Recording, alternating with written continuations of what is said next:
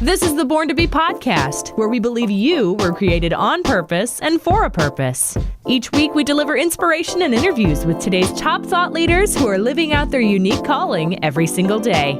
Are you ready to discover your true identity and become who you were born to be? The future is yet to be created. And now, here's your host, Darren Earlywine. Well, welcome to the Born to Be podcast, and so stoked about this episode. Lauren Daigle. Well, you guys know Lauren Daigle. Yeah. You Say, blowing up, her song, her album, Look Up Child. So many great songs from it. They say she's like, well, I think this is, I hate it when I hear this, like she's like the Christian Adele. Her voice is very similar to Adele's. Right. But she's just Lauren Daigle. She doesn't have to be the Christian Adele. Right. But she's getting crazy exposure. We got a chance to sit down with her this month, and really, really cool stuff. I know you're going to enjoy some of her perspective. She talks about some of her songs. The song You Say specifically, where it came from and the time that she wrote that out of. Talks a little bit about what to expect if you go to one of her live shows. And then just her perspective on some of the spiritual hunger she sees in America. And so without any further ado, let's jump into our conversation with singer-songwriter, Grammy winner, multi-Grammy winner, the one and only Lauren Daigle. So you've had a big week, obviously coming home with 2 Grammys, right? Yes. I'm kind of in the pinch me phase. Yeah. Like, just a bit shocked. Because the Grammys are so unpredictable. Like, you really never know. So many people would come up to me and be like, oh, you know you're going to win. And I'd say, no, you really don't ever know if you're going to win or not. Like, the Grammys it's just really elite and it's unpredictable. And so I think we showed like this clip on my Instagram of whenever we found out. And I was so nervous. I was like, oh my gosh, I'm nervous. And then they announced our names and my face just like froze. I turned and looked at my producer. I was like, oh gosh, here we go. It was so fun. Now I'm so excited, truly. Well, congratulations. You deserve all the success. I love the album. I've been wearing it out. And You Say is such a powerful song, Lauren. The first time I heard it, it stopped me in my tracks because it hits to an issue that I think so many people deal with, which is really understanding their identity. And you don't beat around the bush in this song. You go right away, and talking about that God shapes so much of our identity. And I was shocked as this song has gotten so much crossover success because it's so blatant, and I think such a powerful song. Has it shocked you that a song, that blatant, that much, just, turning towards this understanding of our identity in God has had this kind of crossover success? Oh, my goodness, 100%. I was just talking to someone about this last night because a lot of times whenever we're making music, my heart is I want everybody to be able to hear it. I want the whole world to be able to hear truth and love and encouragement and joy and all the fruits of the Spirit. And I think a lot of times people, position themselves or may change things or whatever. And with this song, I wasn't expecting it to be You Say. I wasn't expecting You Say to be the one that kind of like took the leap and launched. I thought it would be something slightly more obscure like Rescue or Still Rolling Stones or something. Right. And it was crazy that straight out of the gate, it launched itself. I want to jump in real quick and just talk about some of the stuff that Lauren's talking about her song You Say. First time I ever heard this song, I was like, it was like a stop in my tracks moment. Like, who is this? Mm-hmm. What song is this? And the power in the authenticity and just the honesty of like the grit of the lyrics of this song, I think is the reason it's blowing up. I think the issue of understanding our identity, and specifically our identity in Christ, is the absolute bedrock issue that every single person has. Whether they know it or not, it comes back to an identity issue. Do I know who I am because whose I am, basically?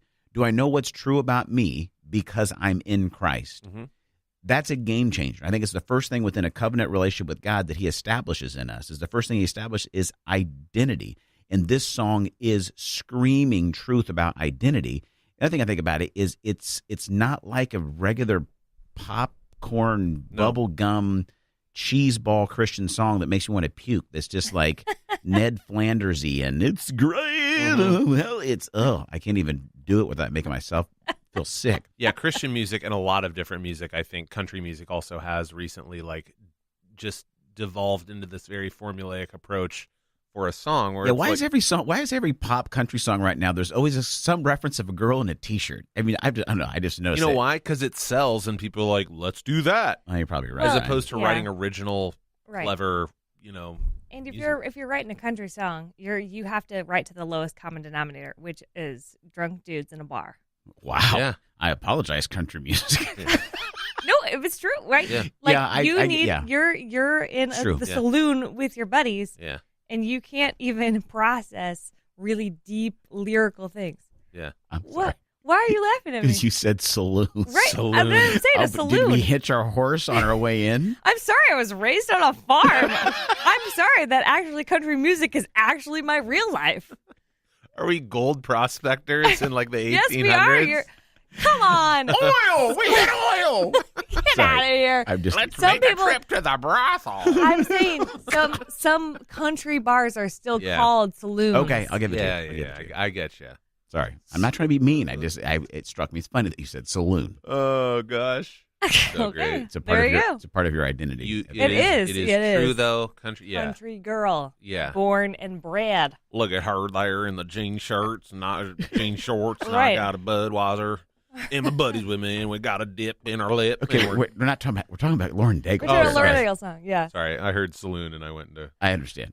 It's such an authentic song. I think it hits a chord with people, and I think that's why it's had such crossover success. Is that people hear it and they go, and I think these are the moments that I love. And I think when we're doing a great job as Christian artists or Christian creators, and that may even be if you remodel bathrooms or something. I think there should be moments when we as Christians create something that a non-Christian feels, and they don't know why they feel what they feel about it.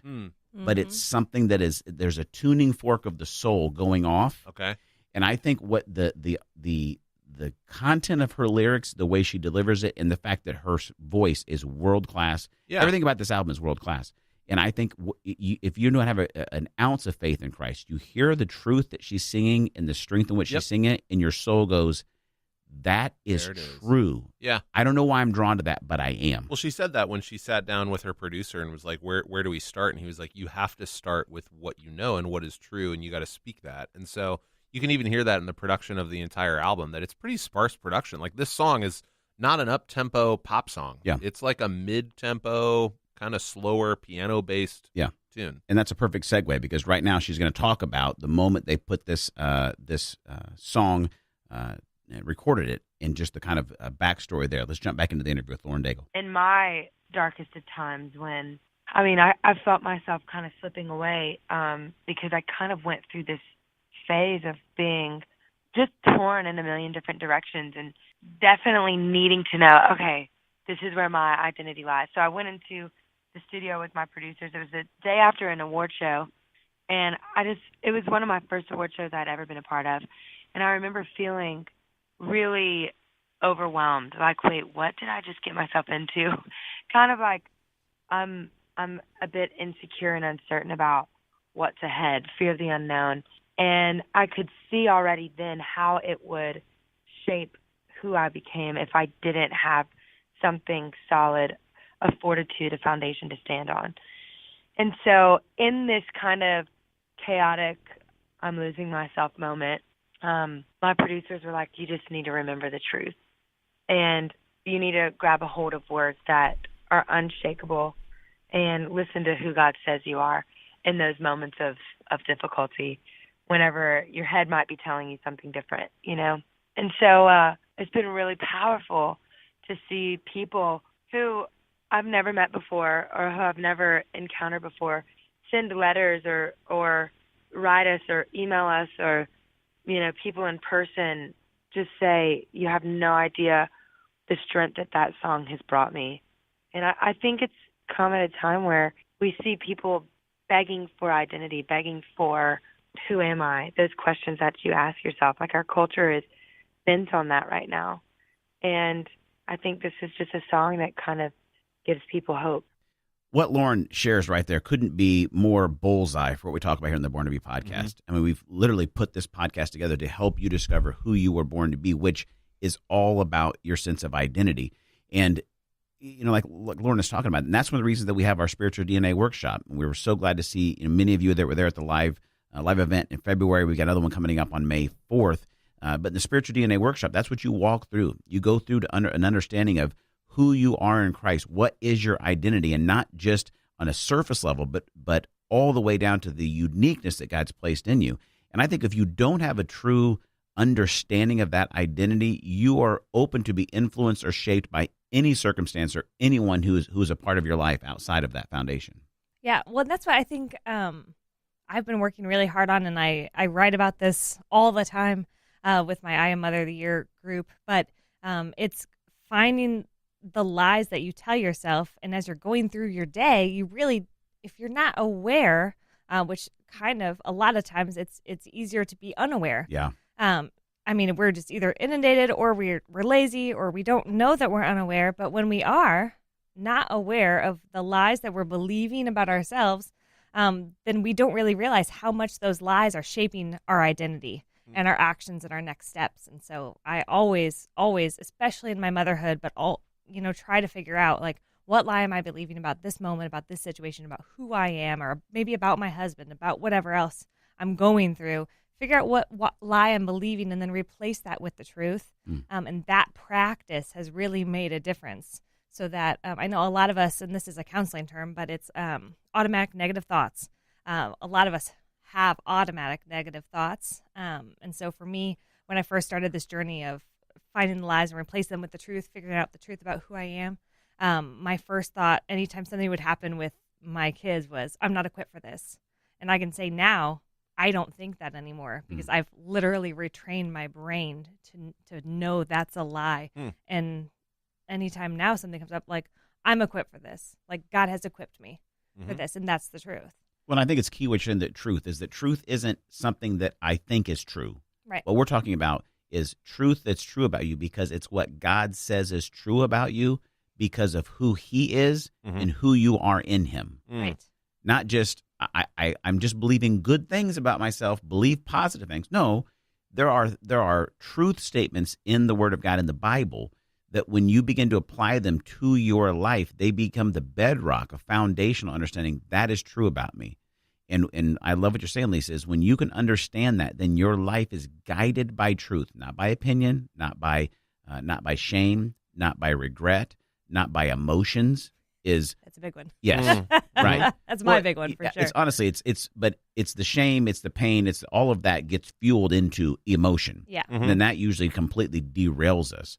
But can we get back to that place of discovering what's true about us because of who God is and who he says we are? And I think that's a huge part in why this song has been a success.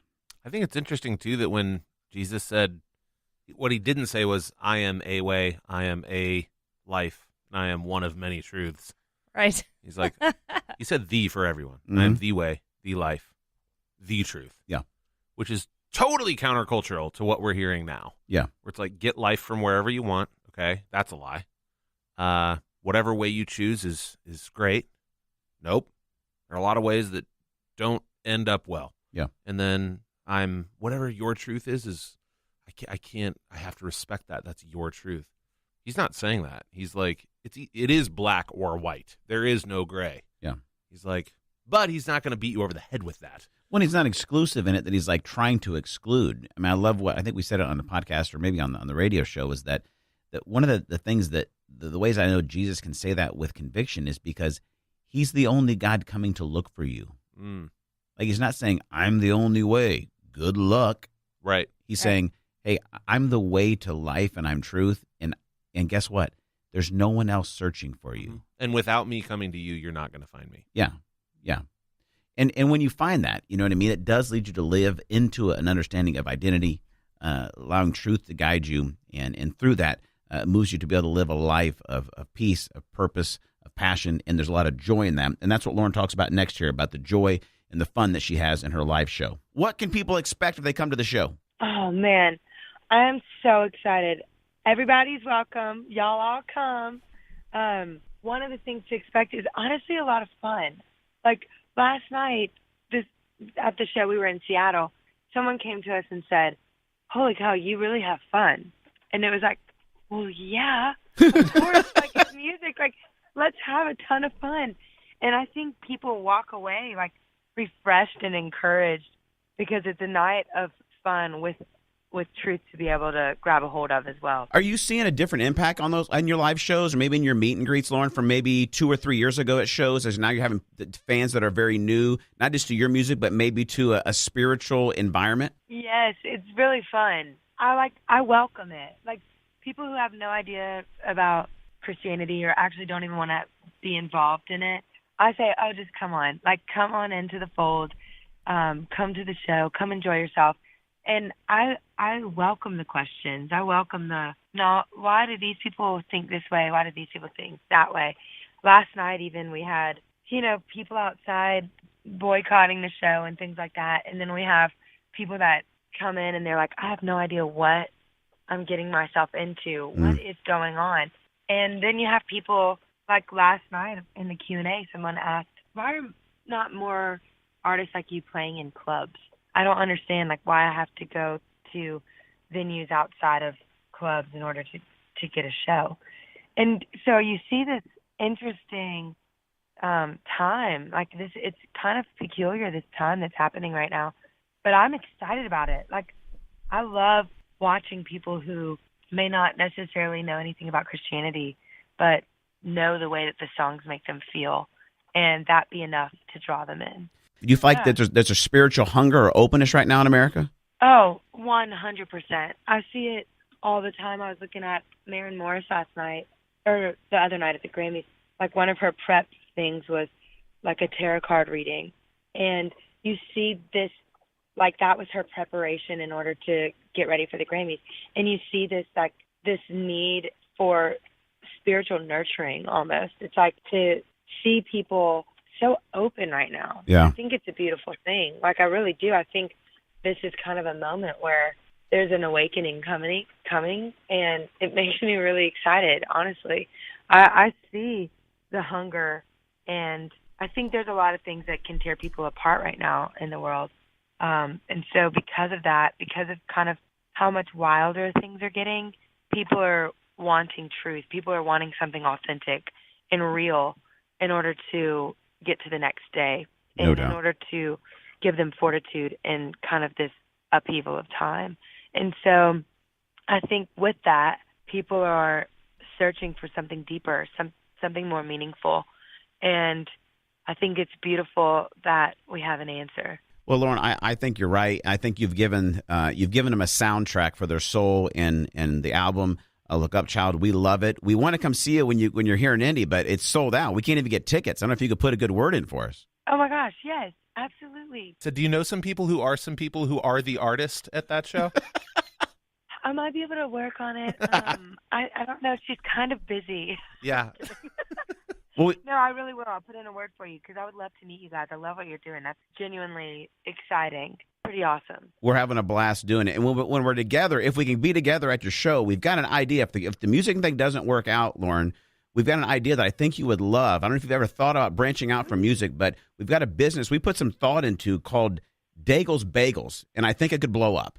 Okay, I think as long as it's like customized everything bagels, Sure. then I think we'll be in business. Well, you've got a song on your album called Everything, and I'm a big Everything Bagels fan. I mean, you're literally the only artist in the world with the last name that rhymes with bagels. Maybe you could open it up in Louisiana as your first store. We don't know. I mean, you could Holes for Souls or Turn Your Eyes Upon Cream Cheeses or something. Yes. I don't know. I think they really put a lot of thought into this, and I am about it. Yeah, Lauren, we've got 1,000 T-shirts we got to move somehow, so we gotta figure this out. Get the inventory out. They're the holiest bagels in the world. Oh my gosh! Wait, this is actually genius. I think I really it writes itself. It does. It really does. The store we thought you open a coffee shop in New Orleans. Maybe I'll specialize in bagels. Oh my gosh! Yeah. I mean, you could put the kids menu could be on the ceiling, so it could be like, hey, look up, child. Look up, child. Like you have to look up for the menu. Oh my gosh! Wait, I just need to know, how long have you been thinking about this? About 3 months. I'm like, holy cow! I'm gonna steal all of this. Please do. I have to. Look up, child. The menu's on the ceiling. Lauren Daigle, so great. Her sold-out show, March 7th at the Mirage. If you can't get tickets, you can maybe buy them resale. It's worth it. It's going to be an amazing show. Lauren, thank you so much for being on Radio Theology this morning. Thank you. It's good to see you guys. Oh, my gosh. Daigle's Bagels, what were we doing? Yeah, that was fun. I think she loved it. I think She loved it. I hope. She's impressed by the creativity on this team. We're hoping we get a chance to interview Lauren when she's in town here next month. If we do, we're working on a T-shirt for her, and we'll see if we can't get that put out. But before we talk about crazy stuff, I want to go back to one of the points she made about that spiritual hunger. One thing that I love, and we talked about this on the Behind the Mic episode of Radio Theology. If you like what we do on Born to Be a Podcast, you want more of what we do, go to radio.com. And you can download the app, and you can access highlights of Radio Theology, our weekly radio show, every single week. Just go to the podcast tab, and you can search for Radio Theology. And we release a Behind the Mic episode of that each week, which is another podcast we do. We do a lot of talking. Where we talk just about taking what we say on the radio a little bit deeper. And one of the things we said on there that what I loved about Lauren said there is when she talked about Maren Morris, about reading tarot cards, is that she didn't say, oh, my gosh, can you believe she was doing something occultic? Mm-hmm. Like, let's boycott Maren Morris. Yeah, right. No, what she saw is Maren Morris doesn't follow Jesus. What Maren Morris's soul is saying is, I need spiritual connection. That's an opportunity. Right. And I think, man, if we as Christians could see the open doors and the opportunities quicker than we see with the flaw in someone's actions, we could see so much more headway. And I really feel like, man, that God controls. Like who has the next greatest song ideas? Where are they at right now? My opinion, they're in the mind of God. Like where does all creativity come from? It comes from God. So who gave Lauren Daigle these songs on this album? I think God did. And I think God entrusted her with the message of this album because he knew her heart was in such a way that she could handle being in this in-between space that she's in, because she's able to love people where she sees the opportunity, not the offense first. And I think she's being uniquely positioned by God to do what she's doing, and I think he's entrusting her with amazing creative ideas. I think she saw, this is going to sound kind of rhymey, but she saw the root, not the fruit. She looked past the fruit of Maren Morris looking at the tarot card, and she tried to look more into what's the root of that behavior? Yeah. Or why are you searching in that way? Yes. The legalistic, very religious, uber conservative approach would be like, that's wrong, get her out, don't associate with her ever again, banish, exclude, run 180 degrees from that. And I think there is a little bit of truth in that. Don't stick around too long around certain behaviors and people who are doing things that aren't going to be healthy and good and positive. But in, a way of sharing her faith is not to beat her over the head and be like, God says that's wrong, you need to stop. I don't know if she had an interaction with Maren Morris. Maybe she just saw it, but she could have said, "What's behind that? Like, tell me more about why you're doing that." Think about what Paul says when he's at on Mars Hill in Athens, right? He says, "Hey, I've noticed you guys. You're very religious. Got a lot of statues, a lot of gods here. Notice that, and I even noticed that you got one for the unknown God. Well, I'd like to let you know who that God is. Like he stepped into culture." And was able to actually speak within it and invite people in. Yeah. Because guess what? Guess who's going to have a better opportunity to actually have a conversation with Maren Morris? Us three or Lauren Daigle? Lauren Daigle. Lauren Daigle is. So it's like you have to be wise in how you. That's why Jesus says, listen, be as wise as snakes, right? But as gentle and innocent as doves, right? Because even for our show, like there are certain topics when we're on the air we don't talk about.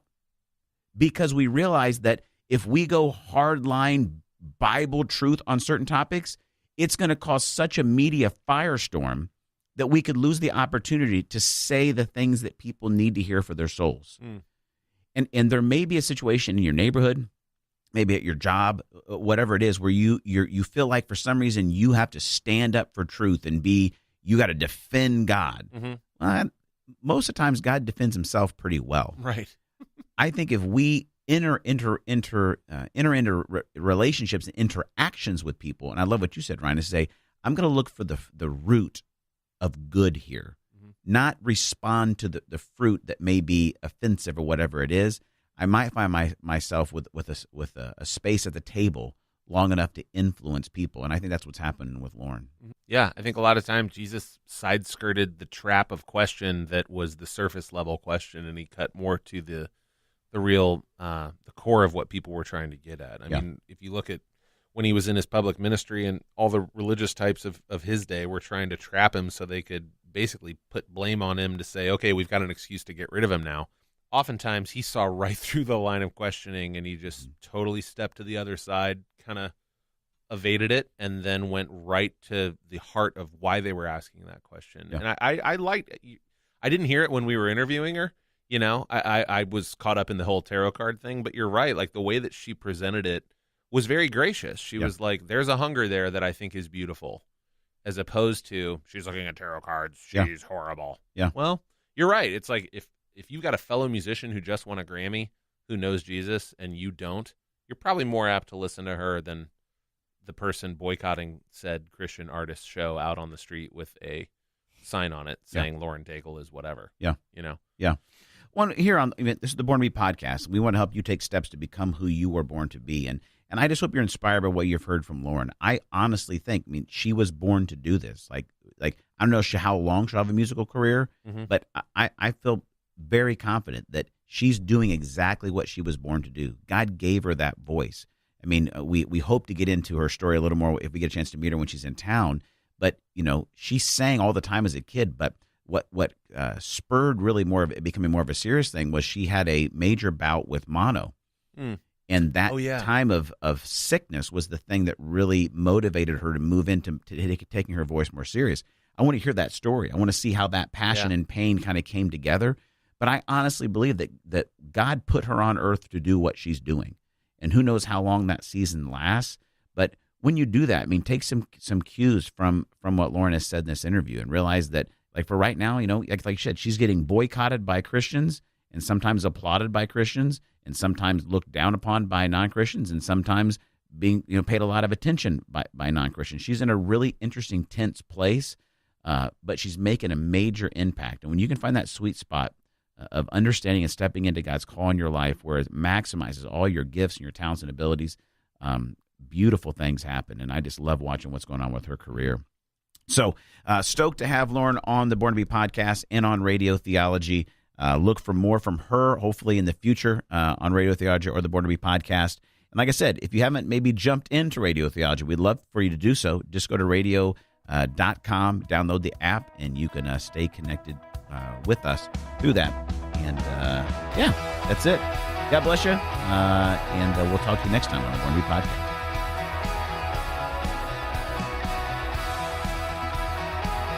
Thanks for listening to the Born to Be podcast. We'd love to hear from you. If you've got a question for Pastor Darren, a suggestion for a future guest, or if the podcast has made an impact in your life, get in touch with us at blackbirdmission.com. And if no one else tells you today, you were made on purpose and for a purpose. God is near to you, not far from you, and God is for you, not against you. Have a great week.